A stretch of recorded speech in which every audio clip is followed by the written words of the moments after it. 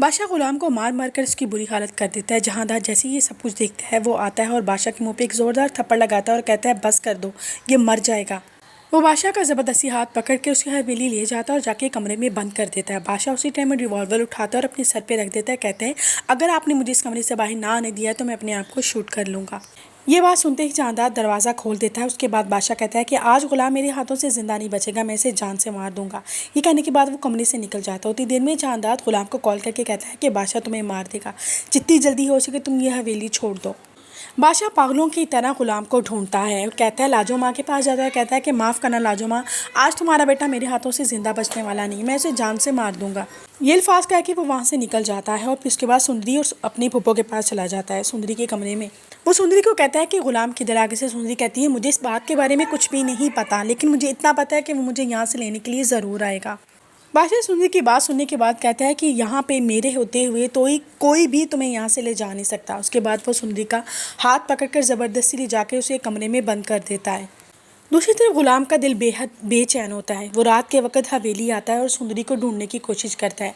वहाँ पर उसे खुर्शीद मिल जाती है। वो उसे बताती है कि बादशाह ने सुंदरी को कैद कर दिया है कमरे में। गुलाम जल्दी से उस कमरे में जाता है और जाके सुंदरी के हाथ पांव खोलता है, सुंदरी का हाथ पकड़ता है और इस हवेली से लेके उसे बहुत दूर भाग जाता है। सुबह का सूरज जैसे ही तलू होता है, जब बादशाह देखता है कि सुंदरी अपने कमरे में नहीं है तो वो जल्दी से सुंदरी को ढूंढने के लिए निकल जाता है। वो गुलाम की लोकेशन भी ट्रेस करवाता है। बहुत सुनसान जगह पे सुंदरी और गुलाम रहते हैं।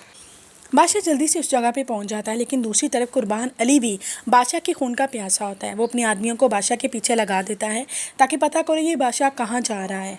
जैसे ही बादशाह गुलाम और सुंदरी के पास पहुंचता है तो गुलाम और सुंदरी उसे देख के बेहद डर जाते हैं। वो दोनों एक दूसरे का हाथ पकड़ते हैं और भागना स्टार्ट कर देते हैं। उनके पीछे बादशाह भी भागना स्टार्ट कर देता है। वो दोनों जाके एक जगह पे छुप जाते हैं। अभी बादशाह इनको ढूंढ ही रहा होता है कि दूसरी तरफ कुर्बान अली के आदमी बादशाह को निशाने पे लिए हुए होते हैं। गुलाम ये सब कुछ देख रहा होता है। वो जल्दी से बादशाह को कहता है कि बादशाह जल्दी से आप अपने पीछे देखिए। बादशाह जैसे ही पीछे देखता है तो कुर्बान अली का आदमी बादशाह के ऊपर गोली चला देता है। उतनी देर में गुलाम भागकर बादशाह के आगे आ जाता है और वो गोली गुलाम को लग जाती है। उसके बाद गुलाम नीचे बेहोश होकर गिर जाता है। उसी टाइम वहाँ पे जहांदार पहुँच जाता है। वो कहता है कि तुमने अपने ही भाई को मार डाला। वो जल्दी से गुलाम को लेकर हॉस्पिटल चले जाते हैं।